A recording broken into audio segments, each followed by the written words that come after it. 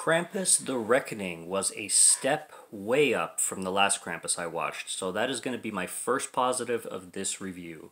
Krampus himself is completely CG and looks like a PlayStation 2 graphic, so I'm going to throw that one out there. Really, really stands out on a screen that everything is like live action and stuff like that. It really shows the quality and the budget on this film for sure. But that being said, comparing to The Christmas Devil anyway, the acting is a much better step up. The plot is a much better step up. Funny enough, the best actress in this film was the little girl. I don't know how old the actress was when this was made. I think this was either 2014 or 2015, or 2015 or 2016, sometime in the mid tens or whatever. But this girl, she plays this really creepy evil child kind of kid that you could see straight out of The Omen or something like that. Like The Omen 4, when they got a female creepy kid to play the role. Like, this girl would fit that kind of role so perfectly. She steals the show and she steals every frame that she's in. And she, in my opinion, smokes every adult in this film when it comes to her performance. It's creepy and she's terrifying. She is legitimately terrifying. The film begins with this little girl asking her grandmother to tell her a story, and then the grandmother starts, giving off the lure of Krampus and all that. And then after the main credits, the title credits, you see this little girl named Zoe, who's the star, like I mentioned. She is living with some foster parents, and her foster mom is basically not a very good mom. Does not care too much about kids. She cares more about, having sex with her boyfriend and actually legitimately using a padlock to lock her daughter in, or foster daughter, whatever, in her room. So there's a whole bolt and padlock that she uses to lock her in there, which is terrible. And later on in, like, the next day, you basically see this foster mom and the guy that she was sleeping with. I don't know if it was her husband or boyfriend or just some random dude, but they're both burnt to a crisp. So after this couple is burnt to a crisp, this little girl is taken back to a foster home or back to some child and youth care home of some kind. And there's a psychologist, which is the other star of the film, named Rachel Stewart.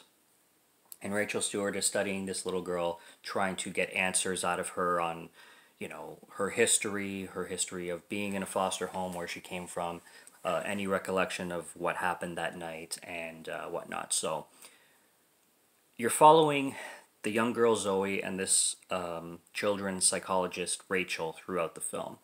Once Rachel starts to interview and get to know some of the previous foster parents, some really, really fishy and suspicious things start to happen, such as the recollection of these foster parents with this little girl do not match how old the little girl is. So apparently she was born in 2004, but her previous foster parents say that they were her foster parents in 1992, and she was a 10-year-old girl then, so clearly she would be in her 30s or something whenever this film came out. So really strange stuff starts to happen like that.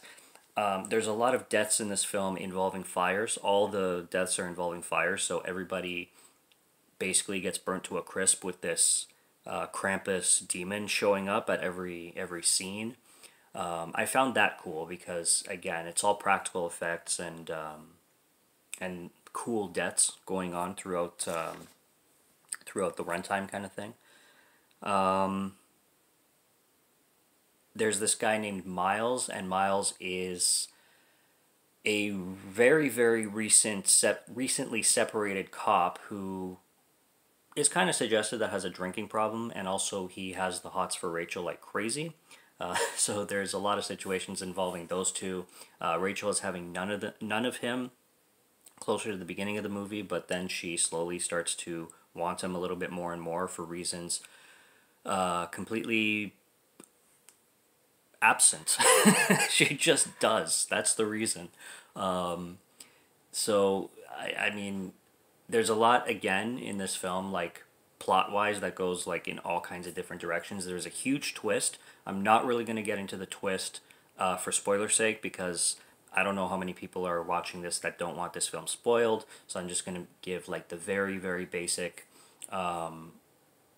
synopsis of it, but I'm not going to really get into details. But there is a big twist at the end, and there's connections, I'll just say, between the Krampus devil, this little girl named Zoe, and this woman named Rachel, that I wouldn't say is the most unpredictable, but there's connections throughout their lives that start to get revealed, and plot twists that happen in that sense where people have connections to other people in the story that you wouldn't expect them to, or you wouldn't see that they don't explain in the beginning of the film, kind of thing.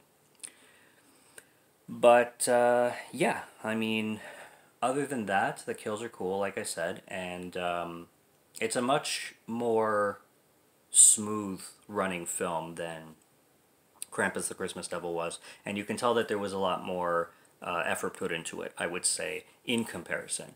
Now, it's still, it's still on that bottom barrel kind of level of Krampus films, obviously, especially in comparison to the Adam Scott Krampus, which is the biggest budget by Michael, I think it's Dowtry, if I'm not mistaken, if I'm not pronouncing that wrong. But yeah, this one, see, this is a film that I would buy on DVD, especially if I found it for a decent price.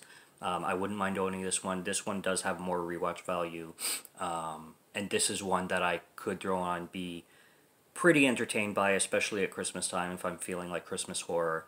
And it's one that I would, I would revisit, and I would revisit multiple times, because it does give you the schlocky entertainment that these kind of films and these kind of B movies are supposed to give you. So I do give it credit on that. I'm not going to say it's perfect, but I will give it a recommend, especially if it's streaming somewhere. I would definitely recommend checking it out if you're in the mood for, a Krampus story. Something a little corny, and if you want some Christmas horror. So, 'tis the season, right? So yeah, that's Krampus the Reckoning. I did not mind it at all, and go in especially for the little girl's performance, because, like I said, she's creepy, she's mean, she's vicious. She has these eyes that just pierce right through you, and she's got some acting chops. Surprisingly, like compared like with the entire cast, this girl stands out, I must say. So that's all I got on this film. Subscribe to Morgan Film Fan if you like to listen to my voice, or if you like my film reviews. I'll be back with more. Check out the ones that are on the channel right now. And until later, have a great night, and cheers.